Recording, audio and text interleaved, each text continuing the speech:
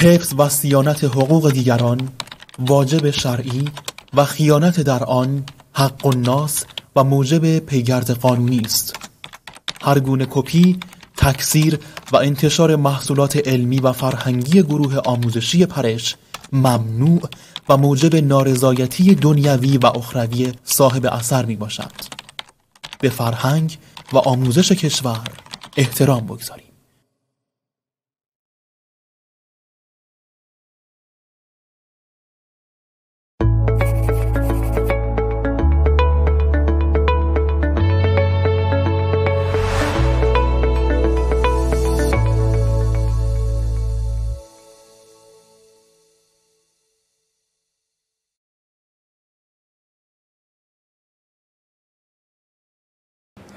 خب سلام بچه‌ها، وقتتون بخیر باشه. بسم الله الرحمن الرحیم. عرض سلام و ادب و احترام خدمت همه شما بچه‌های خوب. سلام فاطمه، زهرا، سلام حدیث، سلام ساین، سلام میلیکا، سلام مبینا، سلام فرنا، مهدی، سلام آتنا، سلام. واو چقدر سلام، چقدر انرژی خوب.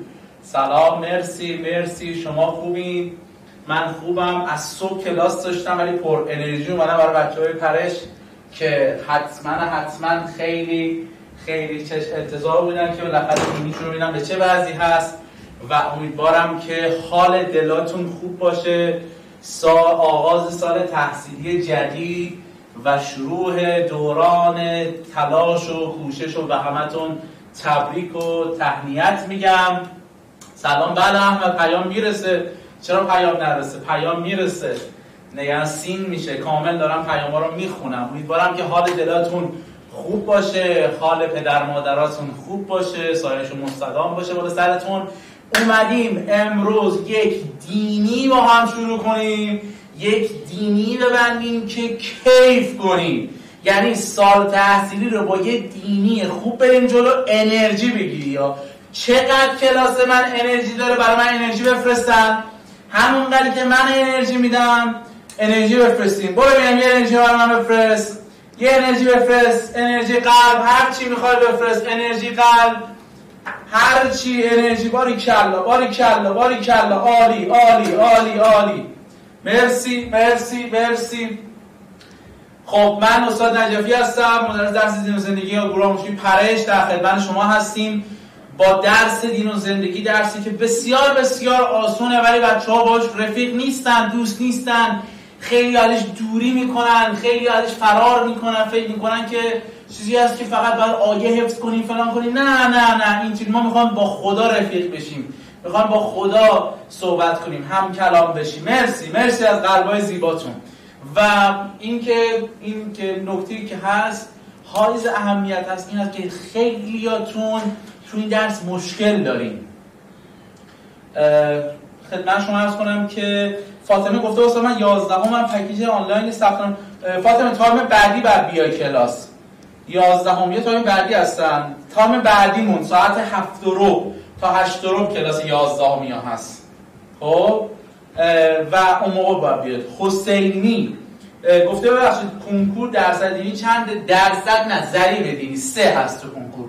بعد از ادبیات که ضریب 4 داره، دینی ضریب 3 داره. 25 سوال میاد تو کنکور، 17 دقیقه تایم داری، هر تست 40 ثانیه تایم داری و از همین سال دهم شما 9 تا تست حداقلش خواهد اومد. 9 تا تست. خب انرژی اوکیه؟ اگر اوکی هستی، اگر خیلی انرژی وار هستی، خب گفتن الان برای چه کلاسی؟ الان 10 ما میخوایم بریم جلو. اگه 11 هستیم تایم بعدی بعد بیایم، ولی الان 10 هستیم. خب اول ببینم که از کدوم شهرها امروز مهمون داریم ما. ببینم از کدوم شهرها مهمون داریم ما. شهرهایی که امروز بچه‌ها اومدن توی اینجا کجا هست؟ به یه ایرانگردی بریم با هم. یه ایرانگردی بریم. ماشاءالله. بله حتما میتونی نازنین، حتما میتونی. آقا شهرتو بنویس. یعنی اینقدر بچه‌ها کامنت رو داره می‌نویسن، بنویس سری شهرتو. ای جانم. من وسط اینه گلستانم دیدم. من خودم اصالتا گلستانی هستم، گرگان هستم. یه گلستانی دیدم، گرگان ها اینجا اومد فرنا. آره من خودم گرگانی هستم. آره اصلا من 11ام چون دهم نبودم میخوام دهم اوکی کنم، همزمان دهم.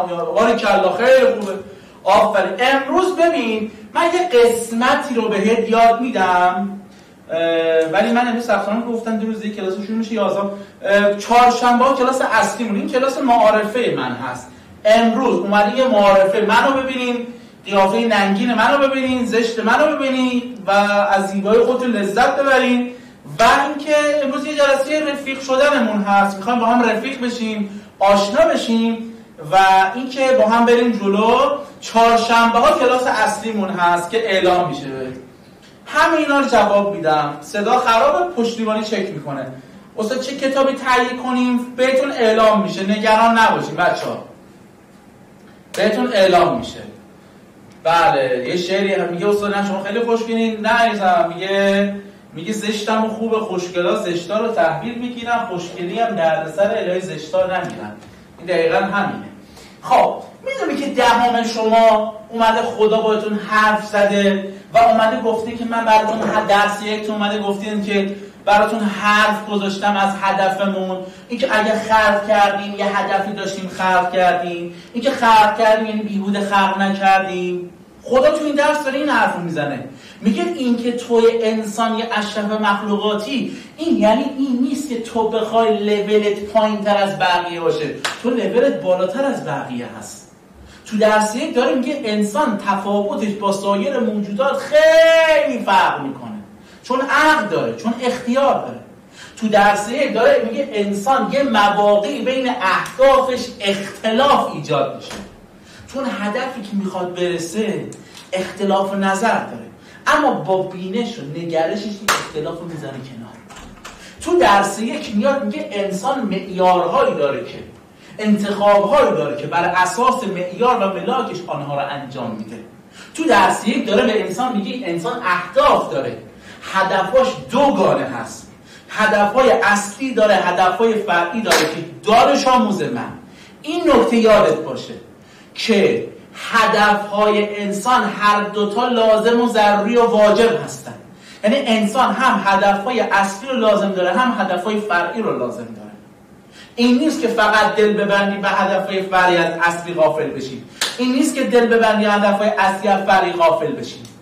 تو درس یک آخرین بحثی که تو درس یک داره میگه انسان باید به برترین هدف برسه. این برترین هدف چیه؟ تقرب به خداست. تقرب به خدا هست، نزدیک شدن و قدم برداشتن به سمت خدا هست. این میشه تقرب به خدا.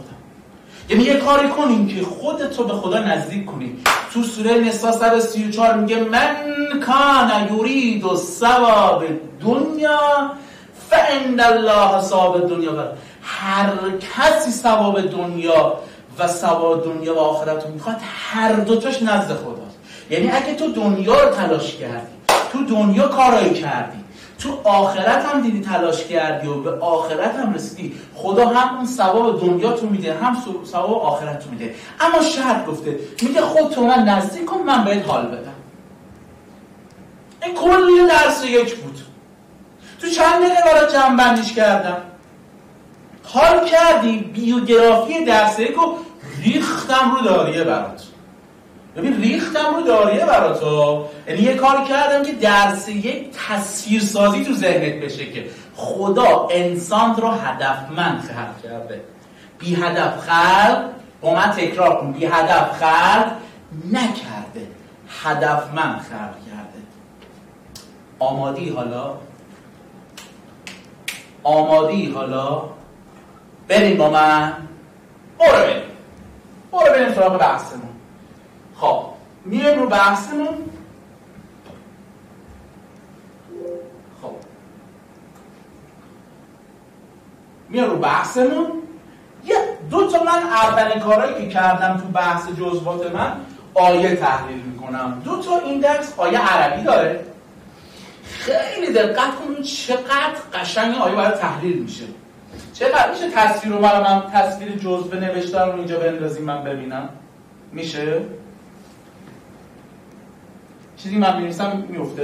مرسی که بچه هم ببینم چطوریه. میگه آیه سوره دخان آیه 38 میگه وَمَا خَلَقْنَا السَّمَاوَاتِ وَالْأَرْضَ وَمَا بَيْنَهُمَا لَاعِبِينَ مَا خَلَقْنَاهُمَا إِلَّا بِالْحَقِّ. چی میگه آیه؟ یه جور باید بچه ها ببینن. خب نه میبینن من بنویسم با ماژیک هم نمیبینن لفظ من رو باید ببینن چه باید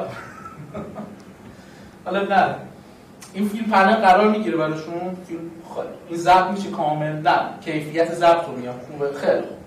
بچه ها اگر من چیزی رو نوشتم اگه احیانا ما جلسه بعدی قول بهتون میدم ریشه ها و سیبیل‌ها رو میزنم اگه این کار اتفاق نیفته که قلم نوری بنویسیم. این هفته یکم استودیو شلوغ بود منم تایم بد دادم متاسفانه با ماژیک مجبورم بنویسم ولی جلسه چهارشنبه و جلسه اصلی هست.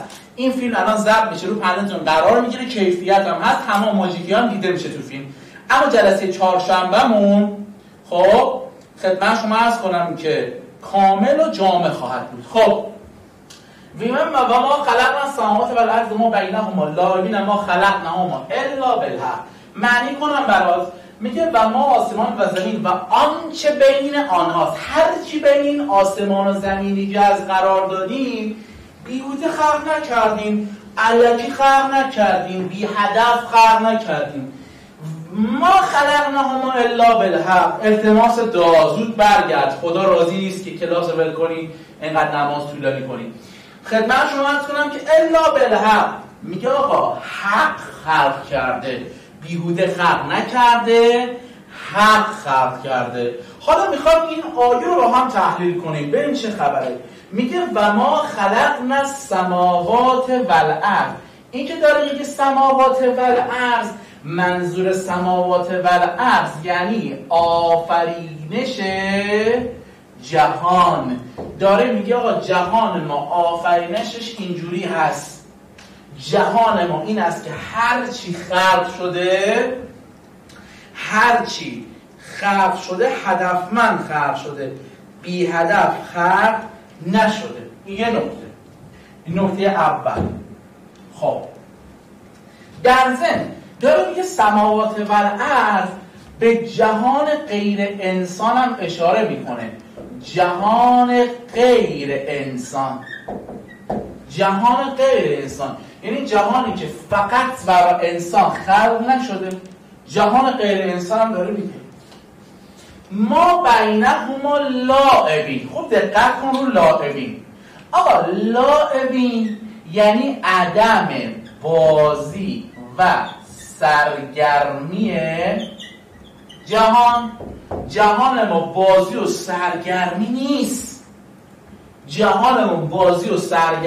پس سماوات والارض نوشتم آفرینش جهان ما خلقنا السماوات والارض نوشتم جهان غیر انسان لاعبین نوشتم عدم بازی و سرگرمی. ما خلقناهما الا بالحق. نگاه کن این من چه کار میکنم؟ من دور ما و دور الا رو خط کشیدم یکم رنگ‌آمیزی‌ام کردم باهاش کار دارم. حواس تو اینجا بسپار با من آقا ما یک نکته داریم در عربی میگن اسلوب حصر یا انحصار. اسلوب حصر یا انحصار چیه؟ میگیم هرگاه حرف نفیمون شامل چیا میشه بچه‌ها؟ ما لا. پس حرف نفی ما میشه ما لا به علاوه کلمه چی باشه بچه‌ها؟ به علاوه کلمه الا. چی شد؟ به علاوه کلمه الا در آیه باشه بهش معنی چی میده؟ معنی تأکید، معنی فقط یا معنی انحصار. پس نکن، پس اگر در آیه دیدین ما با الا دیدین لا با ان با الا دیدین لا با الا دیدین، به معنی چی بچه‌ها؟ به معنی تاکید، فقط و فقط انحصار. خب بچه این خودش یه شعر ماننده. با من تکرار کنید. بخوام این نکته رو بگم قشنگ دقت کن. با من تکرار کن. ما الا به علاوه الا. بگو ما الا به علاوه الا. بگو ما الا به علاوه الا. بگو ما الا به علاوه الا. پس این به معنی چیه؟ یا ما با الا دیدیم مثل اینجا ما خلقناهما الا بالحق، یا این با الا دیدیم، یا لا بالا الا ماشاءالله تو درسای جلوتر که بریم هست. چی شد؟ ما الا به علاوه الا. درسته؟ اینا دیدیم به معنی تاکید یا به معنی فقط و فقط یا امروز. مثلا یه مثال بزنم، دختر خانما مثلا میگن میخوام بریم بیرون، مامان میگه الا بلا فقط اون مانتو رو باید بپوشی. یعنی تاکید داره میکنه. تو قرآن هم خدا داره میگه الا بلا من جهان رو فقط حق خلق کردم. گرفتی نکتهشو؟ گرفتی برای من لایک بفرست. گرفتی برای من لایک بفرست. سریع چت قوی چت رو بیاریم پایین. چت قوی. گرفتی برای من لایک بفرست. گرفتی؟ یه بار دیگه ما الا به علاوه الا. چی شد؟ ما الا به علاوه الا. اینو بهش میگن انحصار. یعنی شما هر وقت رو جلوتر بریم الا ماشاءالله هست، تو آیات هست، تو متنم کلمه مخصوصا تاکید رو دیدید انحصار رو داره میگه. خب وقتی میگه ما خلقناهما الا بالحق، این به چه معنی آقا نجفی؟ انحصارش به چیه؟ میگیم این داره اشاره به چی میکنه؟ اشاره به انحصار خلقت هدفمند و چی؟ حکمت دار، یا انحصار خلقت هدفدار. حالا هر چی که هست. خب بذار هدفدار بنویسم بهتره. انحصار خلقت هدفدار. حالا هر چی هست. اینم میگه جهانمون به حقه. حالا میام به شاه کلید این آیه. حق دو تا کلمه هست. حق دو تا معنیه. یک، حق تو آیه دیدیم به معنی هدفمندی هست. یه نکته ترکیبی پررو هم داره. ترکیبی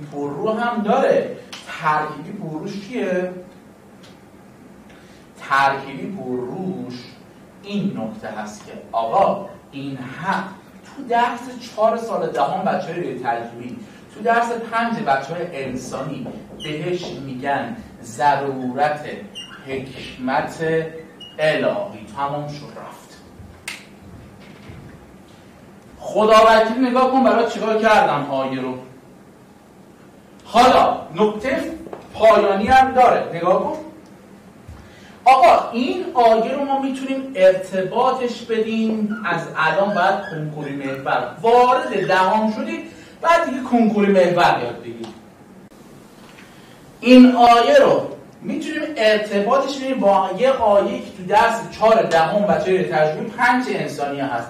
میگه افحسبتم انما خلقناكم عبثا وانكم الینا لا ترجعون. چی میگه؟ میگه گمان میکنیم ما شما رو الکی خلق کردیم، بیهوده خلق کردیم، عبث خلق کردیم. مگه نمیدونین شما یه روزی فکر میکنیم مثل ما بازگردانده نمیشین؟ پس این که داره میگه عبث با این کلمه لاعبین ارتباط دارن. اونم میگه که ما هیچ چیزی رو الکی خلق نکردیم، این هم داره میگه ما هیچ چیزی رو الکی خلق نکردیم. همین نکته در کنکور 99 سوال بود. همین نکته ارتباطی. استاد کلاس یه ساعت یه ساعته.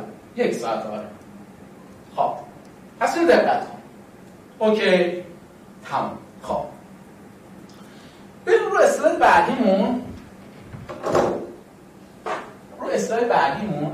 من حالا این جلسه بیشتر میگم نمیخوام زیاد وقت بره و چیزایی که حالا تو جلسات قبلی گفتیمون بریم جلو. از این لحاظ باید حتما چیزایی بگیم که شما اول جلسه‌تون رو با آشنایی پیدا کنید و راحت بیان جلو. راحت ما بیان جلو با ما خوب یاد بگیریم نکته رو. خب بریم یکم جلوتر. من چون تک آیه درس کامل درسشون ضبط کردیم ما در قبل، بریم جلوتر. من فقط آشناییت میخوام رو این قضیه بدم که بریم به چه بحثی هست.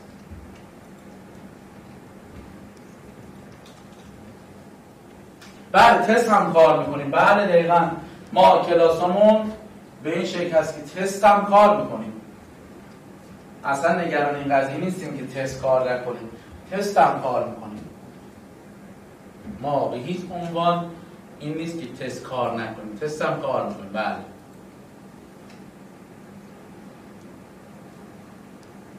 خب یکی از نکاتی که روی این قضیه هست، من درباره حق یه نکته بهتون بگم. خیلی جالبه. خب در مورد حق خب نکته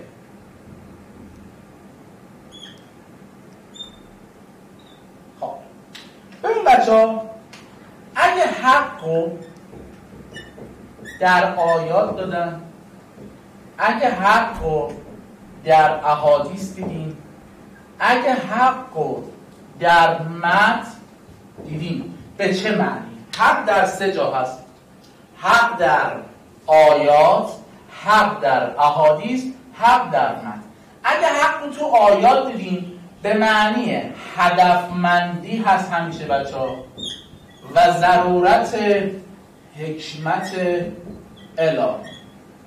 اگه حق رو تو احادیث دیدیم به معنی درستی و راستی، همون صدق وعده الهی رو. اگه حق رو تو آیات دیدیم بیشتر به معنی ضرورت عدل الهی است. نگاه کن، یک کلمه حق، خب یک کلمه حق 3 تا معنی داره در 3 جای مختلف. یک کلمه حق 3 تا معنی داره در 3 جای مختلف. حق در آیات، حق در احادیث، حق در متن. اگر حق در آیه بیاد به معنی چیه؟ هدفمندی و ضرورت حکمت. اگر حق در احادیث بیاد به معنی چیه؟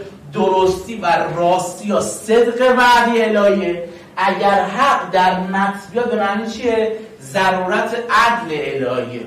آقا سوال پرسیده، گفته همیشه کلاس آنلاینه. بله، 1 شب 4 جنبه ها ساعت 6:45 تا 8:15 کلاس دهمیاست و بعدش بچه 11 8:30 تا 10. این یک آنلاین هم هست، آفلاین هم نیست، آنلاینه. این یک. 2 جزوه، بعد اصلا میشه جزوه رو برداری، جزوه رو پنلتون قرار میگیره، برمیدارید، نگران نباشید. نه رایگان که نه، که هزینه‌ایه دیگه. حالا رایگان چیه؟ کیان بابا الان بهت بوس رایگان میده، هزینه میگه اول هزینه بده بعد. این از بعد خدمت شما عرض کنم که نکته دیگه که هست دیگه چیه؟ جزوه چقدر؟ جزوه صلواتیه. یه صلوات بفرست تو دلت، جزوه تو میگه، نگران نباش. رو پنل قرار زمانی که ثبت نام کنی جزوه پنل بعد باز میشه و بهت میگه. خب این از این. آقا من سوال میپرسم، answer the question. Look at me. Answer the question. چشم. Answer the question. خب یه لحظه اینو من سوال بپرسم. بچه‌ها یه لحظه سوال رو دقت کنیم، بعد اینجا رو دقت کنیم که بعد میخوام تست بزنیم. ما یه استراحت کوتاه می‌دیم بعد تست می‌کنیم. آقا حق اگه تو احادیث میاد به چه معنی بود؟ حق تو احادیث به چه معنی؟ ببینم کیا درست می‌نویسن. برو ببینم سری بنویس برای من. حق تو احادیث به چه معنیه؟ ببینم کیا یاد گرفتن اینو. حق در احادیث به چه معنی هست؟ من اینجوری اما یه دفعه خشم شب میزنم. دقیقاً ببینم کیا گوششون تو کلاس بوده. اگر کسی ننویسه کلاس همینجا پایان میدم. آها نه یه استارتی خورد. خب سریع باریکلا تمام. حق تو آیه به چه معنیه؟ حق تو آیه به چه معنیه؟ باریکلا سارا مرسی. باریکلا تو آیه مبینا تو آیه حق تو آیه هدفمندی و ضرورت حکمته. حق تو آیه هدفمندی و ضرورت حکمته. حق اگه تو متن بدن تقریبا قالب چی هست؟ حق تو متن چی بود؟ ضرورت عدل الهی. باری کی نوشت؟ مهدی کریم. مرسی تمام. خب یه بچه‌ها یه لحظه یه استراحت کوتاه داشته باشیم، میام که بحث ادامه تست رو بدیم. میام.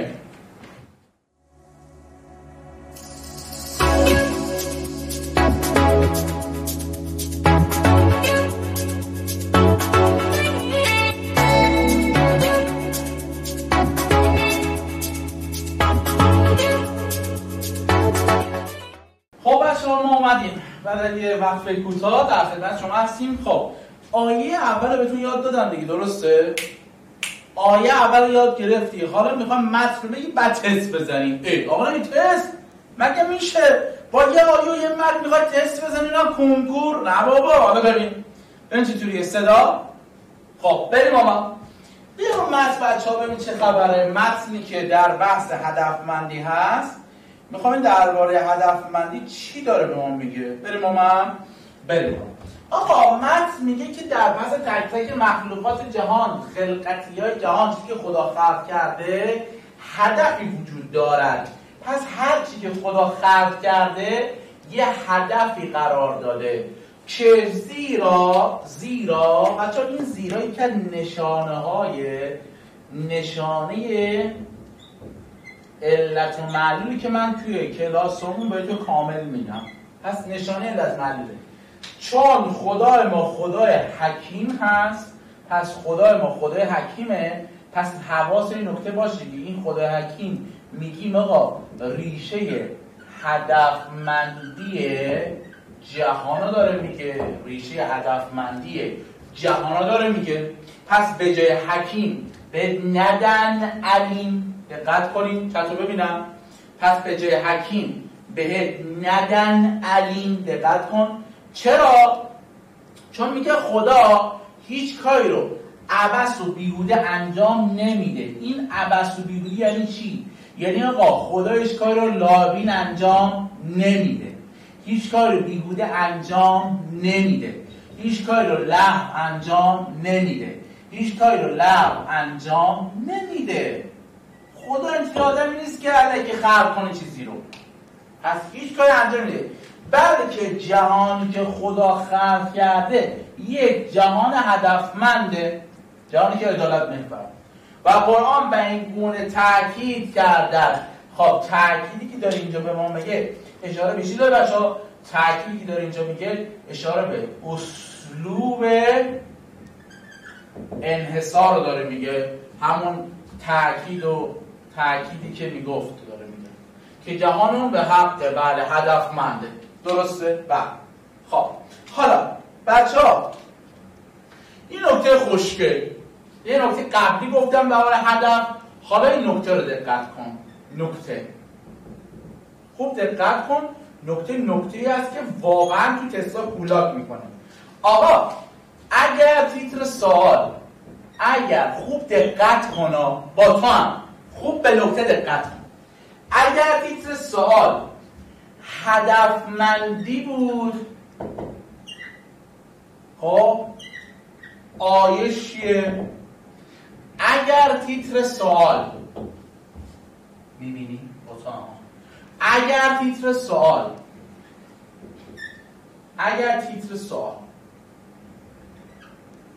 دور بودن عوض بود آیش چیه؟ ببین نکته میخوام بگم خاورمیانه پیدا نمی کنی، با من باش.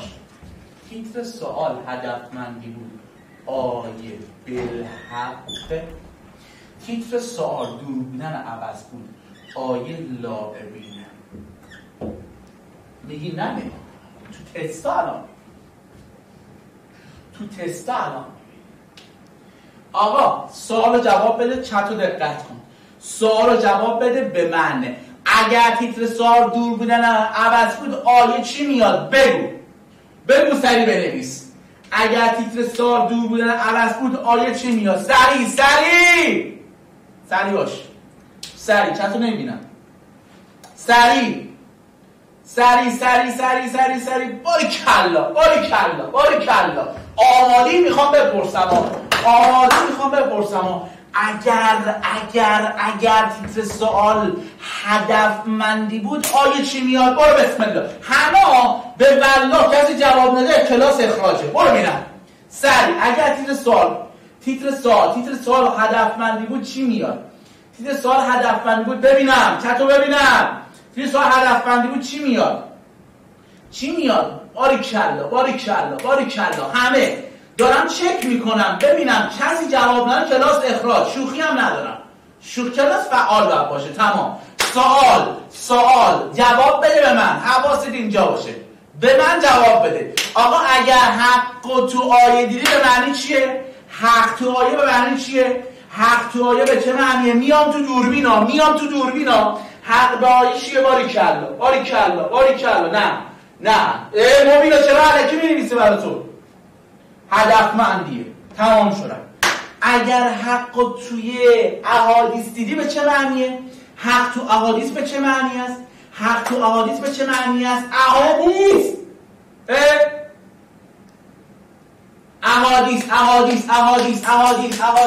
آقا حق تو احادیث. گیج نکن خودتو. حق تو احادیث راستی و درستی.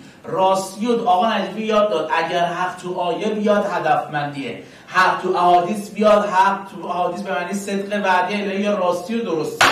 اگر حق تو متنی به چه معنیه؟ حق تو متنی به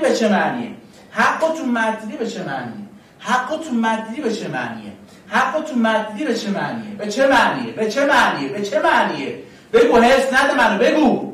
دستور خدا چیه اخورد نیستی؟ ضرورت عدل الهی. درسته؟ خب ما آیشان بررسی کردیم اینجا، گفتیم یعنی چی. حالا میخوام در صفحه بعدمون چی داره میگه؟ در صفحه بعد چی داره میگه؟ حواس 6 تا اینجا باشه. خب در اسلاید بعدمون ما میایم درباره مفهوم حق بودن میخواد. خب میگه که حق بودن آفرینش زمین و آسمان معنی هدفدار بودن خلقت. این آیه به خوبی دلالت دارد که جهان بی هدف نیست، به عبارت جهان لاعبین. این بی هدف نیست دیگه، لاعب. هر موجودی بر اساس برنامه‌ای حساب شده بهش میگن برنامه‌ای مدون.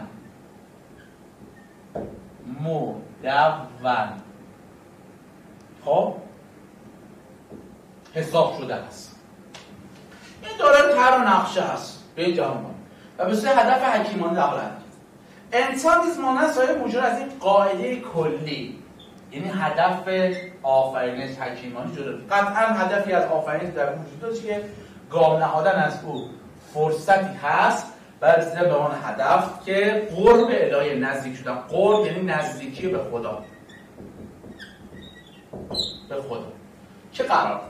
خب که امیرالمومنین در این باره می‌فرماید خداوند هیچ کس رو بیهوده خلق نکرده، الکی خلق نکرده تا خود را سرگرم کارهای لهو کند و او را به خود وا نگذاشته تا خود را به کارهای لغو و بی ارزش بپردازد. درسته؟ خب حالا آقا آمادی با من تست بزنی؟ این باشه یا بره؟ آمادی با من تست بزنی؟ قبل از تست زدنتون یک نکته که برای من خیلی مهمه دقت کنید. قبل از اینکه شما تست بزنید یه نکته که برای من خیلی مهمه این نکته خواهد بود که آقا شما برای شرکت تو کلاس آنلاینتون در سال تحصیلی 1400 تا 1401 فقط کافیه استاد نجفی رو به شماره پیامکیه 103075 بفرست. 103075 بفرست. پس دقت کنید که آقا کافیه استاد نجفی رو به 103075 بفرست. 103075 بفرست. پس اینو دقت کنید. پس حواست باشه به 103075 بفرست. درسته؟ تمام شد. پس اینو خیلی حواست باشه. پس این نکته رو خیلی حواست بهش باشه. هزینه کلاس ها در جریان هزینه نیستم. هزینه به چه مقدار هست؟ هزینه کلاس ها خبر ندارم به چه بحثی. لاعبین یعنی عدم بازی و سرگرمی. لاعبین عدم بازی و سرگرمی بهش میگن لاعبین. درسته؟ خب این هستی. پس حواست باشه آقا برای شرکت تو کلاس آنلاین ما کلمه استاد نجفی را به 103075 ارسال کن. 103075 ارسال. این هست. خب بریم ادامه. یه رو تست.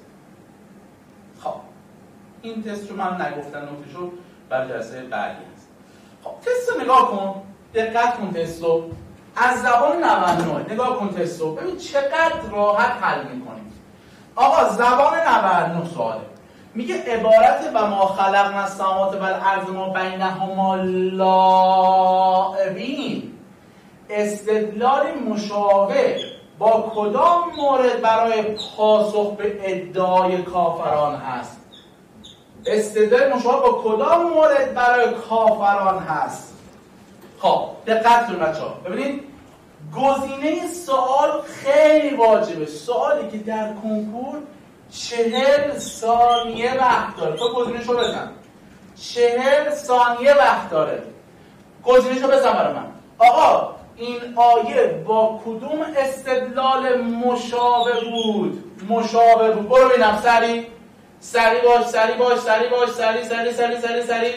گزینه بزن. گزینه با کدوم آیه؟ 40 ثانیه وقت کنکورش بوده. 40 ثانیه وقت کنکورش بوده. برو چیکار می‌کنی؟ سریع آقا گزینه بزن. سریع گزینه اعلام کن سریع. بله گزینه شماره 2 افحسبتم انما خلقناکم عبثا و انکم الینا لا ترجعون. جواب به راحتی گزینه شماره چند میشه؟ 2 میشه. تمام. جواب گزینه شماره 2 تمام. ببین تست کنکور زبان 99 بوده. 40 ثانیه وقت کنکورشه. ببین تو چیکار کرده؟ دیدی؟ پس اینو حواست بهش باش. چی از چیز. پس اینو حواست بهش باش. خب بریم سوال بعدی. میگه کدام عبارت قرآنی تاکید میکنه که هر موجودی بر اساس برنامه‌ای حساب شده جام به جهان گذاشته. زبان 98. بریم چیکار میکنه بچه‌ها؟ گزینه بزن تاکید میکنه. سریع سریع باش، سریع باش، سریع باش، سریع. تاکید میکنه، تاکید میکنه. گزینه بزن، گزینه بزن، گزینه بزن، گزینه بزن. تاکید میکنه، تاکید میکنه. آقا تاکید فرمولش چی بود؟ ما ان لا به علاوه چی بود؟ به علاوه الا. درسته؟ خب یه ما داریم، یه اله داریم. آیا به هم دارن؟ تمام شد رفتی. گزینه دو میشه دیگه. چرا گزینه یک رو میزنی؟ چرا گزینه یک رو میزنی؟ آقا مگه تاکید نیومده؟ فرمول تاکید مگه این نبوده؟ ما الا به علاوه الا. ما داریم و اله داریم. تمام شد رفت. گزینه چند میشه؟ گزینه شماره 2 میشه. تاکید دیگه، کلمه تاکید رو خواسته دیگه. تاکید یعنی هم فرمول دیگه. تاکید یعنی چی؟ یعنی اسلوب انحصار دیگه. تمام شد. این از این بود. از زبان 98. بریم سراغ سوال بعدی. بریم سراغ سوال بعدی ببین چه خبره. بریم سوال بعدی.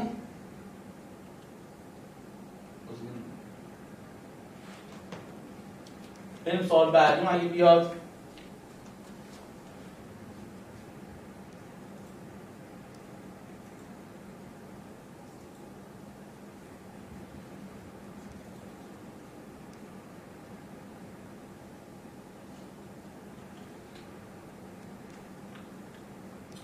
خب مثل که بچه‌ها رو سوال بعدی تو اسلاید رو نذاشتن. خب من فرمول یه بار دیگه نشون میدم براتون، باشه مشکل نداره. یه لحظه وایسین بچه‌ها، یه لحظه وایسین. من فرمول یه بار دیگه بنویسم براتون. آقا فرمول اسلوب انحصار یا حذف چیه؟ فرمول اسلوب انحصار چیه؟